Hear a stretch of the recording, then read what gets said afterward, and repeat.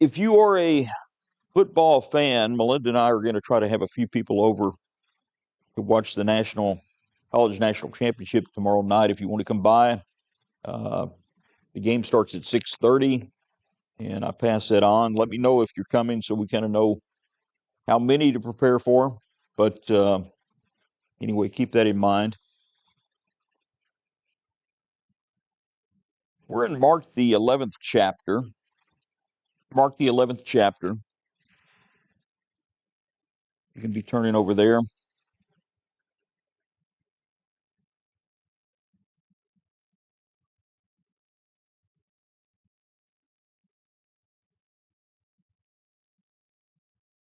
Let us begin in let's pick up in verse 7.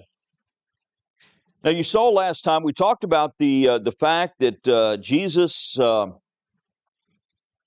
has a donkey brought to him, and he's going to ride this into Jerusalem. We kind of looked at his going into Jerusalem before, but let's just go back to this. The excitement is very high. They're anticipating kingdom. So in verse 7, then they brought the colt to Jesus and threw their clothes on it, and he sat on it. And many spread their clothes on the road, and others cut down leafy branches from the trees and spread them on the road. And those who went before and those who followed cried out, saying, Hosanna! Blessed is he who comes in the name of the Lord. Blessed is the kingdom of our father David that comes in the name of the Lord. Hosanna in the highest. And Jesus went into Jerusalem and into the temple. And so when he looked around at all things, as the hour was already late, he went to Bethany with the 12. All right, so excitement is high. The cutting of palm leaves and putting them upon the road it's used in military victories throughout the ancient world. It was used by the Maccabees as they purified Jerusalem from Syrian oppression. Scriptures quoted in verses 9 and 10, you've got a reference to Psalm 118, verses 25 and 26. And then it talks about Hosanna in the highest, which actually that language takes you back to, it seems, Luke chapter 2, 14, about when Jesus, what was said when Jesus was born. Hosanna means what? Yeah, save us. Save us. What's people think as Jesus is coming? Well, Luke's account gives us a little bit of detail in Luke chapter 19.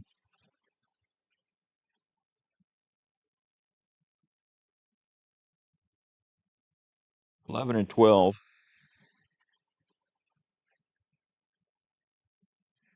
Now, as they heard these things, he spoke another parable because he was near Jerusalem and because they thought the kingdom of God would appear immediately.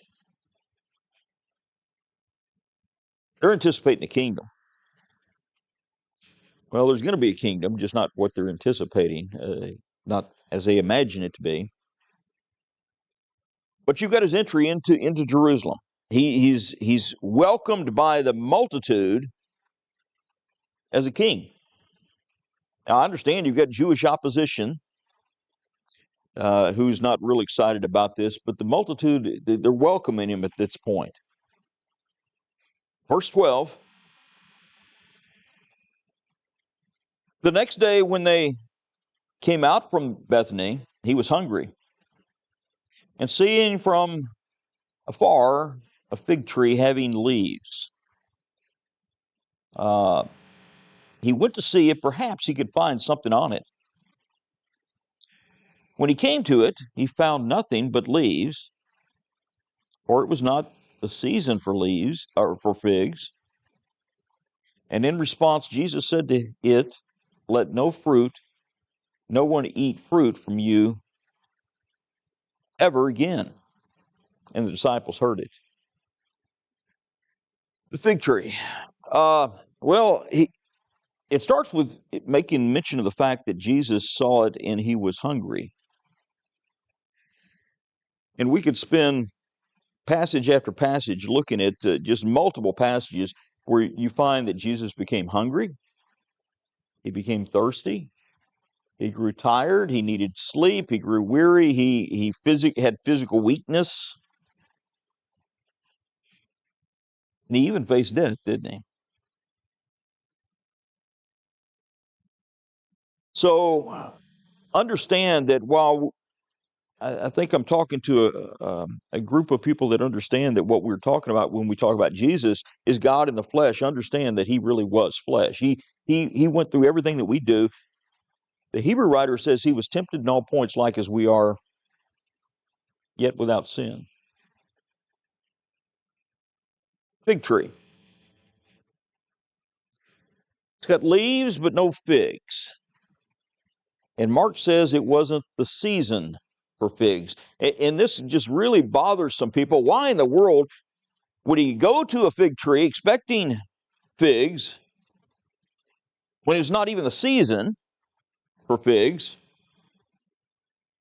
And why would he curse the fig tree? Does Jesus really become so personally offended by this fig tree that he's going to pronounce a curse on it? He's going to use his miraculous power this way? How are we supposed to understand this? Yes.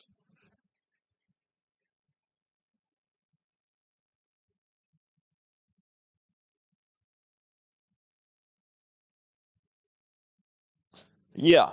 Uh, you can take it that way. That's not what's going on here, but you certainly could take it that way. And some people have, and that's why they really have trouble with this, especially Mark's account when he tells you flat out it's not the season for figs. Well, it seems to me the thing to understand is the type of fig. A couple of things about the fig that we're talking about. The type of fig that was produced in that area was a fig that first produced leaves. Well, it first produced figs and then leaves. The leaves came after the figs would develop. And so, if you're going to have figs, uh, if you got leaves and you're going to have figs, they would have arrived by this time. Now, someone says, what says it wasn't the season? Well, it was not unheard of for figs to be present at this time. It wasn't the season for mature figs, but you could eat the fig in an immature state, and it was certainly edible. And there's lots of historical records of people eating it this early and earlier.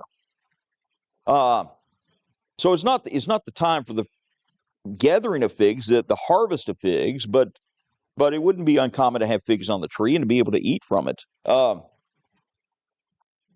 J.W. Garvey explained it this way: as the fruit usually appears before the leaves were a promise that the fruit might be found, and the fruit, though not perfectly ripe, was considered edible when the leaves were developed.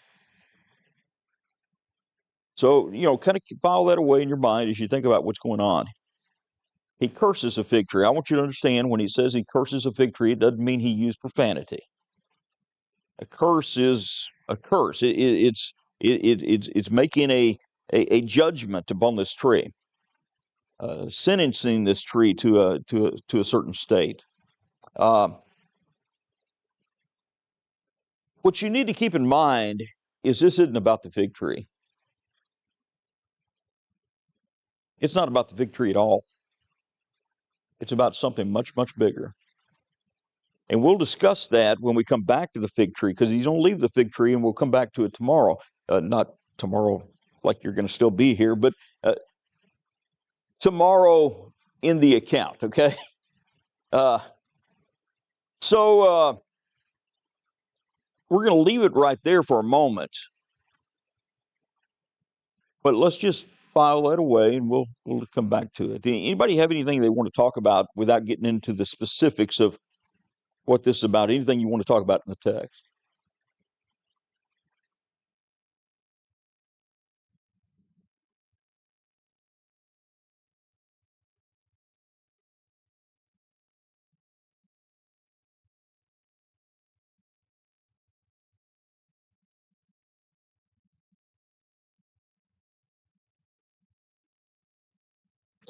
Yeah, Zechariah chapter 9 verse 9 talks about him coming into Jerusalem on a colt, and uh, it even talks about the fact that it's going to be the colt. It's going to talk about the mother in the colt being brought, uh, and you see that in Zechariah 9 verse 9. So it's a fulfillment of prophecy. I mean, why did he not just materialize? Why didn't he just feed the multitude by materializing things? I don't know. He chose to use what was available, and but I think the takeaway is, he tells them to go into the city, find the colt, and later he's going to tell them to go into the city and find a place for them to keep the Passover, and he's going to describe exactly where they're going to find it and what they're looking for, and what's going to be said, and how to respond, etc. I think it certainly shows supernatural ability. I think you've got the miraculous going on here, even though he doesn't materialize the colt, if you will.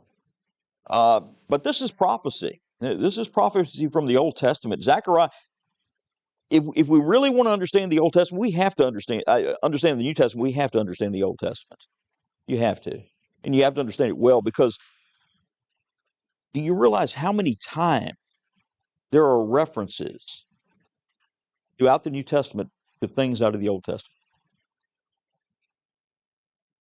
One day in class a couple of years ago, one of my students at Brown Trail, uh, there's a lot thrown at these guys. I was telling Melinda, one class, just one class is if I was to put that into Bible class context, not that you would cover the same thing in the same way, but it's about 16 Bible classes in one class is what I throw out to him. And so he's getting all this information thrown out. And so he brings up, we're talking about Calvinism at the time, and he brings up, well, what about the potter and the clay? I said, you realize that's a quotation right out of Jeremiah? Let's go back and look at Jeremiah. If you understand that context and what he said, you'll never be confused about the potter and clay as Paul used it later to think that means that God is sovereign and you have no choice. God is sovereign. That's the point. The context of Jeremiah tells you that man has a choice.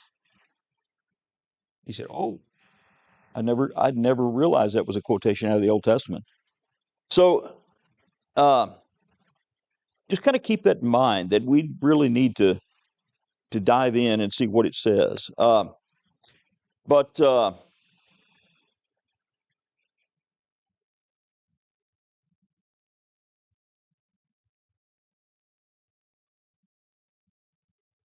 right,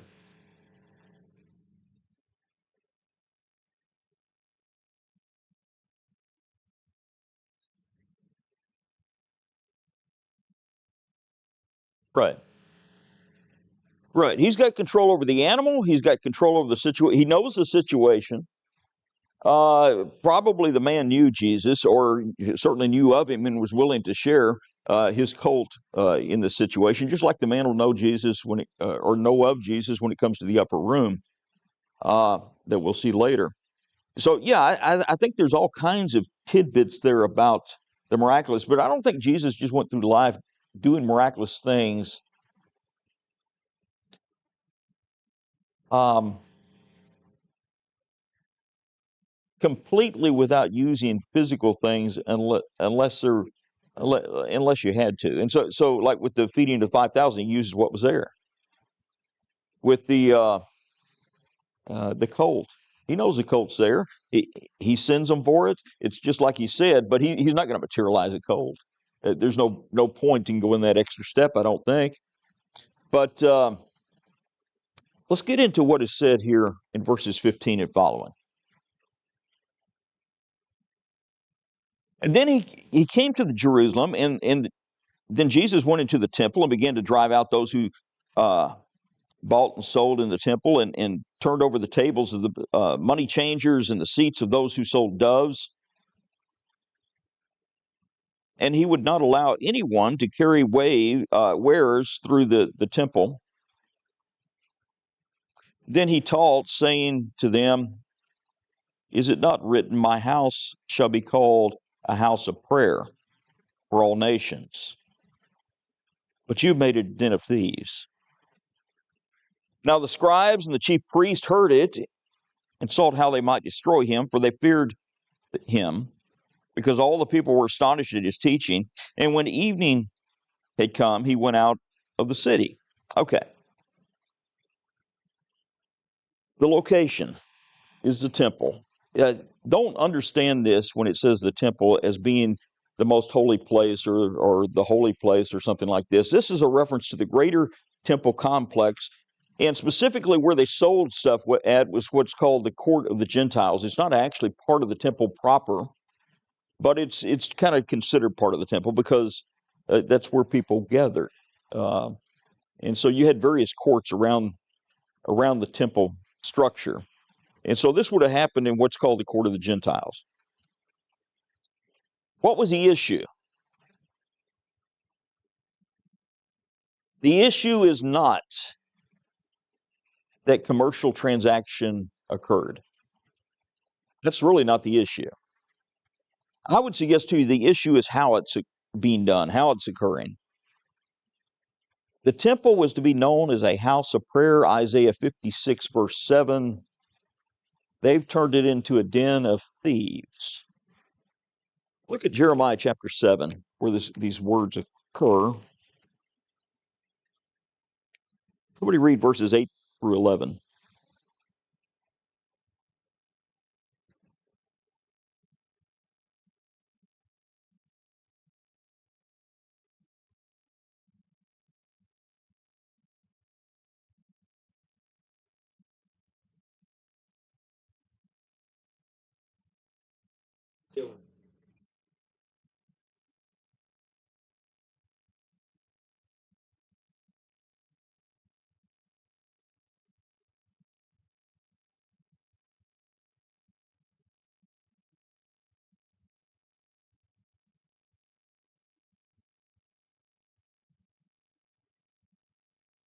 Okay. So that's the reference. That Old Testament passage, they're involved in all kinds of terrible things, and then they come and they worship. It's kind of like if you've seen any of those uh, mobster movies from maybe the 70s or something. You got this guy who goes out and he kills and he does all of this, and they show up at the church and they worship. I mean, how does that work? So you've turned it into a den of thieves. Okay. Let's describe the situation as history tells us they were doing things. Theoretically, one could bring his own animal to sacrifice at a feast. You could do that. But you didn't want to do that. It wasn't practical for a lot of reasons. For some people, they traveled a distance from a distant place. But whether you travel from a distant place or not, there's a very high likelihood your animal's not going to get approved. So the priest would inspect the animal and they would decide whether you could use it or not, and they tended to reject your animal. And if you're wondering who sold the animals, the high priest had a monopoly over the animals that got sold. Josephus tells us that Annas and Caiaphas owned these animals. The various priests were getting a cut, but this belonged to the high priest. And so the priest would approve the animal. And then you've got another issue. By the way, when it came to sell prices, they tended to sell these. We've got reports from ancient days that they sold the price of these animals for as much as 10 to 50 times what they were ordinarily worth. Okay. Furthermore, they had made a rule that if you came to this place to buy an animal, you had to use money. Now, what's everybody using? Well, they're using Roman money for the most part. They're from Roman territory. Some may have came from farther than that and used other money, but you come in and you couldn't buy an animal from the priest without using temple money. And guess who controlled the money supply and the exchange rates for the temple money? Priests did. And they charged you considerably for changing money. So why does Jesus do this? Jesus is angry, for one thing. He's angry at the way the people are being abused, and he's angry that people have turned religion into a money-making scheme, and there's a lot of people who've done that today, aren't there? And he's got zeal. In the first cleansing of the temple, which occurs in John chapter 2, at the beginning of his ministry, in John chapter 2, verse 17, it says this about what the disciples say. It says, then the disciples remembered, this is what they're thinking, the disciples remembered that it was written, zeal for your house has eaten me up, which is a quotation from Psalm 69, verse 9. Zeal for your house. I'll tell you a funny story, at least I think it's a funny story. I read a biography on Teddy Roosevelt once that said that when he was a child, he was scared to death to go to the church building, and nobody could figure out why. And finally, a relative asked him, and he said, "Because I'm afraid of this monster called zeal that's hiding in the house, ready to eat somebody up." He actually thought it was a creature of some sort. All right. So this is the scene. This is what's going on. They're exploiting these people.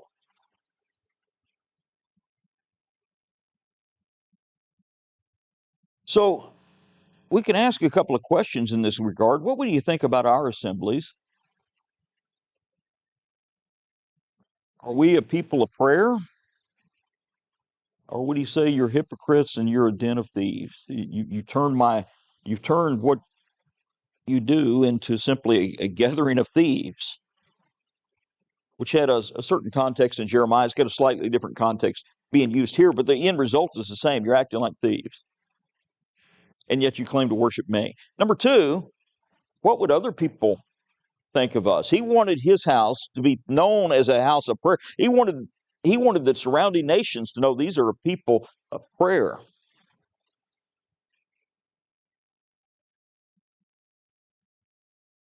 But maybe the surrounding nations had the impression they're just a bunch of thieves. What would he think about us? Jesus does what he does because he's got authority to do it. Understand that while he is a man, he's also God in the flesh. And it makes him sick to come into his house and see what's going on here. And this enrages the scribes and the chief priest who are profiting off of this, and they want him dead.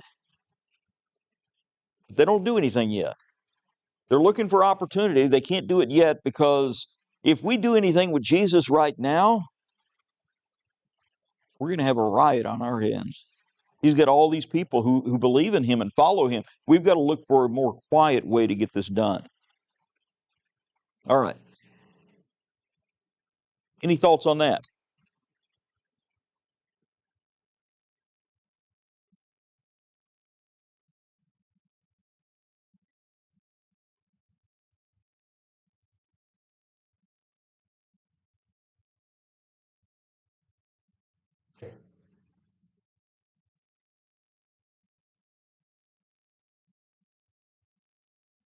Yeah, that's absolutely possible. Sure. This isn't something new that's happening on this day that wasn't happening on the previous. It happened at every feast. It was always going on, and he's he witnessed it the day before, no doubt, and left. All right, let's go back to verse 20 and look at the fig tree, though. Now in the morning, as they passed by, they saw the fig tree dried up from the roots. And Peter, remembering, said to him, Rabbi, look, the fig tree which you cursed has withered away. He acts like he's surprised, doesn't he? And so Jesus answered and said to them, have faith in God, for surely I say to you, whoever says to this mountain, be removed and cast into the sea, and does not doubt in his heart, but believes that those things he says will be done, he will have whatever he says. Therefore I say to you, whatever things you ask when you pray, believe and you will receive them, and you will have them. Okay. Keep in mind who this is said to. It's said to the apostles. The fig tree. Jesus had cursed the fig tree the previous day.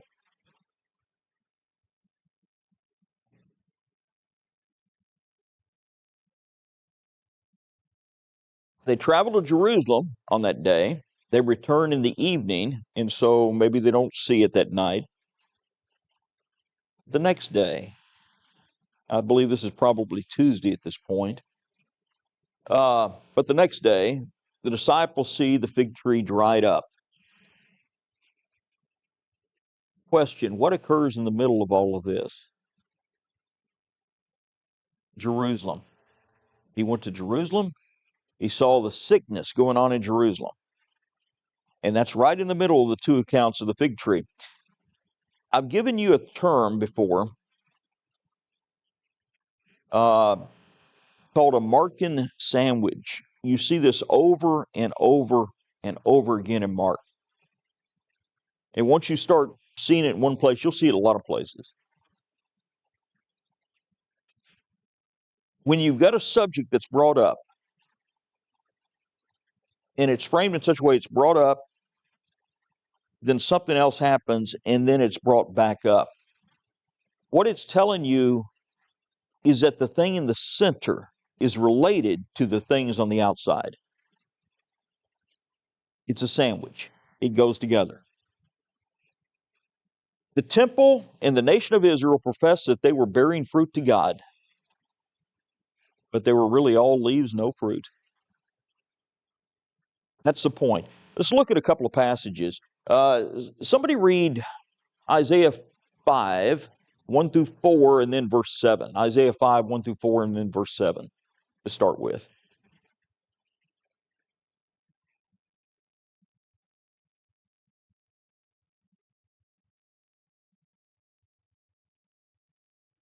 One through 4, and then verse 7, yes.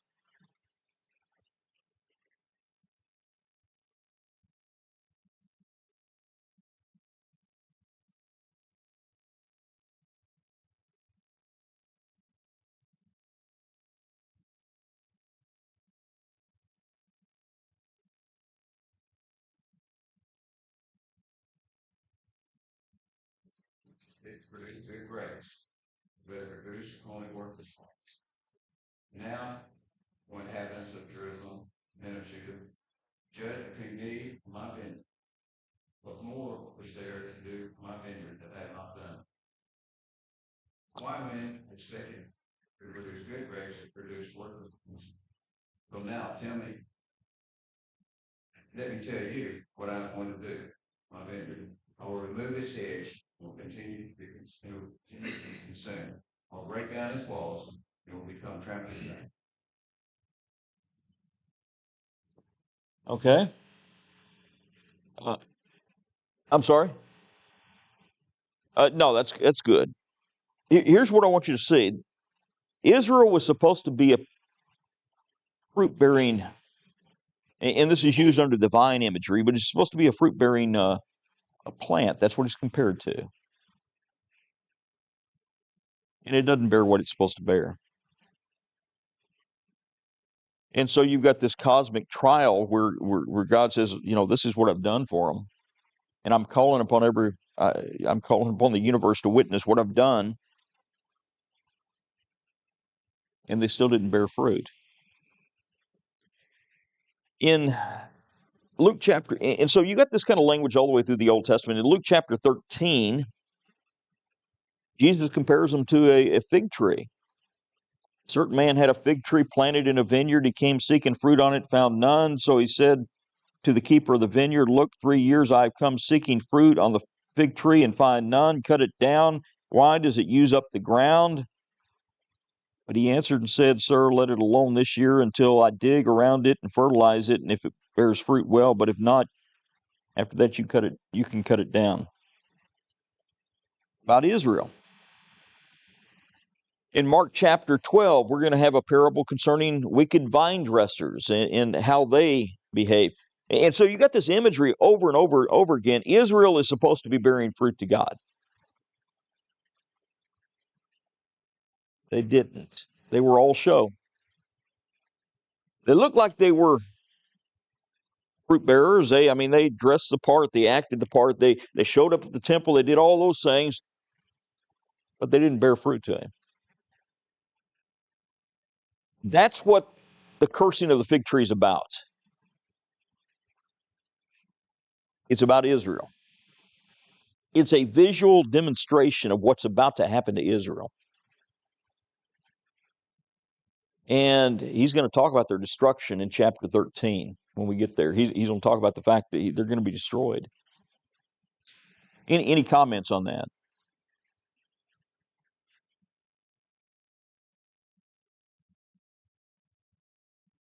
Mm-hmm.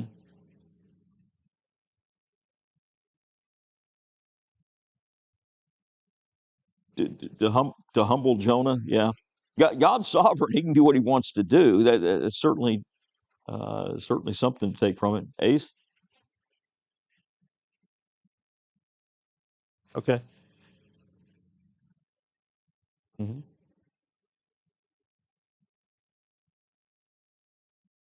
Well, there will be consequences, and we weren't put here just to look pretty, just to have leaves. We were put here to do something, and we ought to bear fruit. And He wants us to be fruitful. Any other thoughts?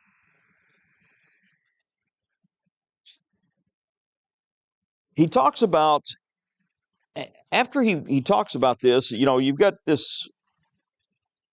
Rabbi, it's withered. He says you need to have faith in God. Surely I say to you, whoever says that this mountain be removed and cast into the sea, and does not doubt in his heart, but believes that those things will be done, he will have whatever he says. The language of moving mountains, of casting trees into the sea, occurs several times in the Bible. It occurs in Matthew 17:19 through 21. It occurs in Matthew chapter 21, 21, and 22. And that language also occurs in 1 Corinthians chapter 13, the great love chapter. Though I speak with the tongues of men and of angels, remember all of that. He says, though I have faith that I could remove mountains and have not love. Every one of those contexts, when you look at them, fall within a miraculous context. And this is specifically, I think, being addressed to the disciples. We talk about moving mountains, accomplishing, incredible feats. I don't think he's just talking about accomplishing incredible feats. He's talking about accomplishing the impossible, humanly impossible. But if you have faith, you can do it.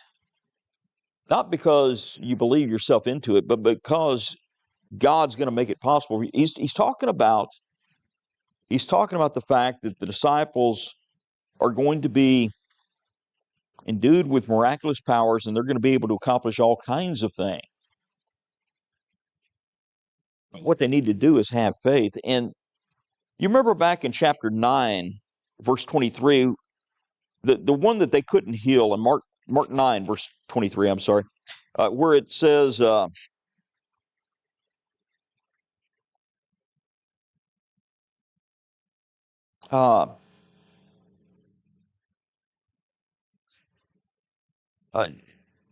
if you can believe, all things are possible, he said to him, and immediately the father cries out, Lord, I believe, help my unbelief. And Jesus does a healing. And the disciples wonder, why couldn't we do it? And he says, this kind comes out by nothing but prayer and fasting. In other words, you don't depend upon God the way you should. That's why it didn't happen. And I think he's dealing with the same thing here. And that is, you need to learn to trust God.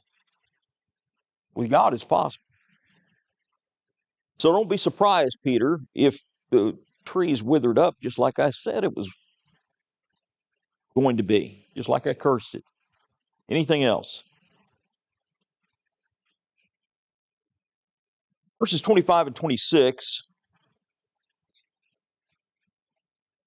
And whenever you stand praying, if you have anything against anyone, forgive him, that your Father in heaven may also forgive you your trespasses. But if you do not forgive, neither will your Father in heaven forgive your trespasses. Why does he bring this up? Well, he brings it up, it seems to me, because he's talking about prayer. He's telling them that they need to depend upon God, and he's talking about the fact that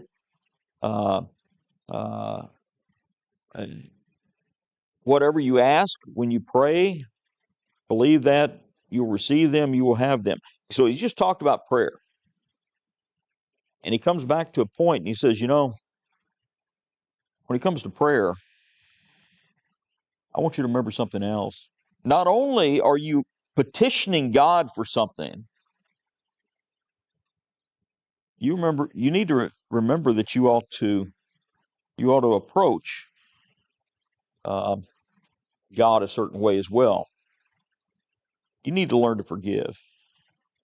Jesus talked about this in the Sermon on the Mount, Matthew chapter 6, when he told them how to pray. If you want to be forgiven, you better learn to forgive. Matthew 6, verse 12, verses 14 and 15. He told a parable about this in Matthew chapter 18. In Luke chapter 17, 3 and 4, he says, if your brother sins against you, you rebuke him. If he repents, you forgive him.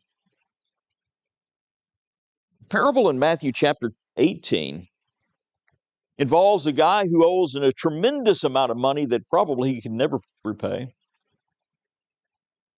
And he's forgiven. What's that describe? I think that describes us, doesn't it? And then he goes and finds somebody who owes him a little bit. The guy asks for mercy, and he grabs him by the neck, and he says, no, pay me all that you owe me.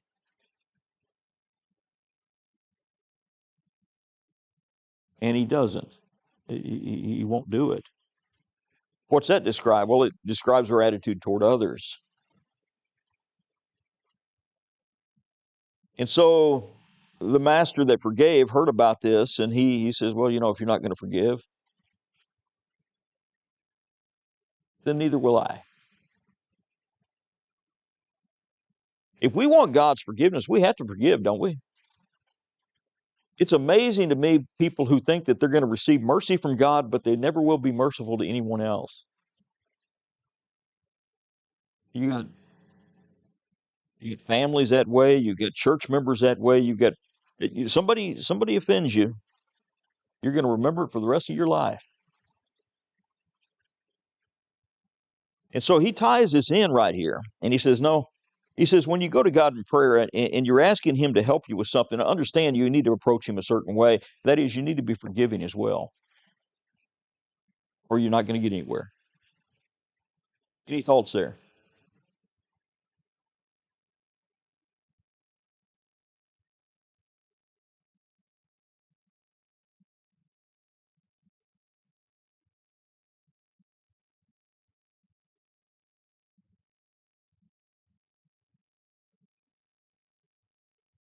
Yeah.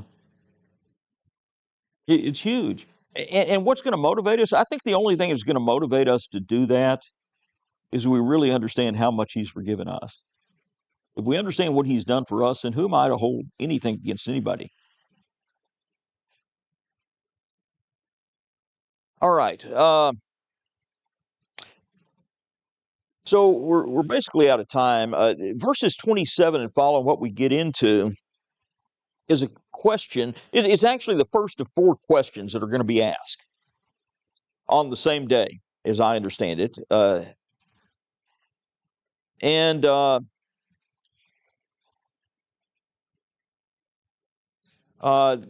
question that's asked is by what authority?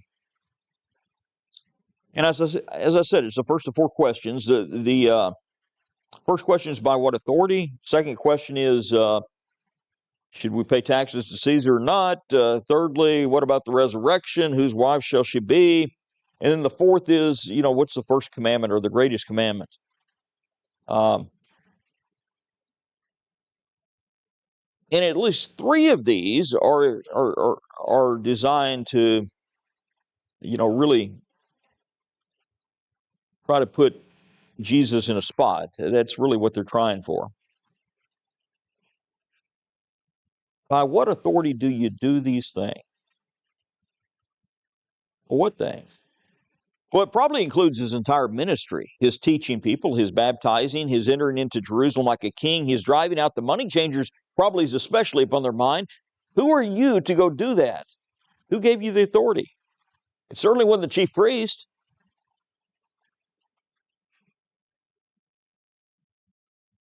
And Jesus is going to respond, and he's going to respond logically with a reasonable answer. You're going to find in every question that he's asked, he always responds with a reasonable answer. He doesn't give some answer that doesn't connect with what they say. He gives a rational response to what they say. And some people have trouble with this first one because he responds by asking a question, but really you shouldn't be you shouldn't be troubled by it. It's not that he's dodging a question. He really isn't. It's that if they answer the question, they'll have their answer.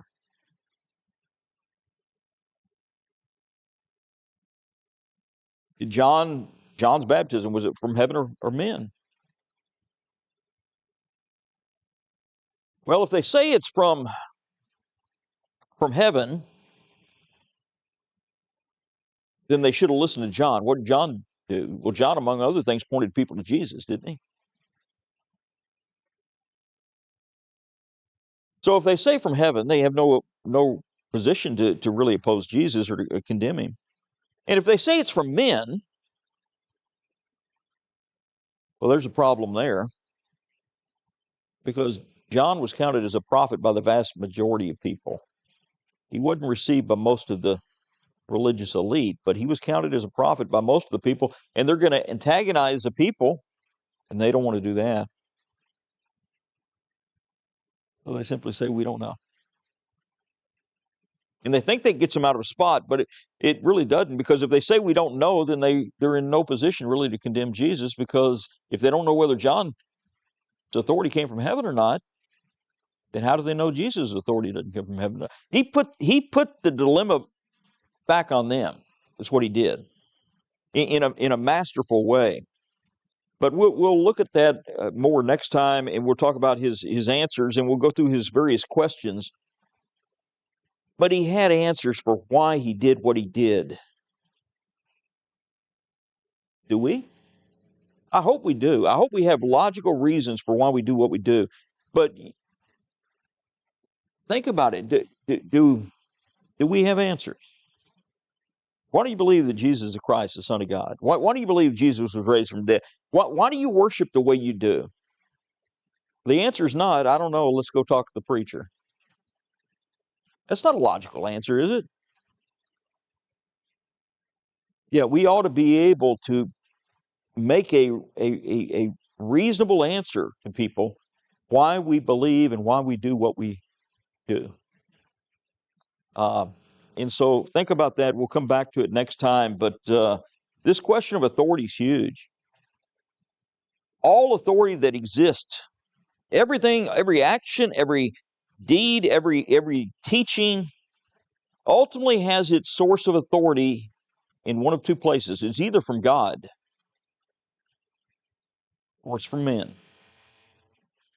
There's no in between. Now, I understand that man can authorize certain things, but the only reason man can authorize certain things, governments, for instance, They've got authority to do certain things. The only reason they've got that authority is because God's given it to them, right? So all authority is either ultimately from heaven, or it's from men. And if it's just from men, there's a problem. And so I think that's something for us to think about.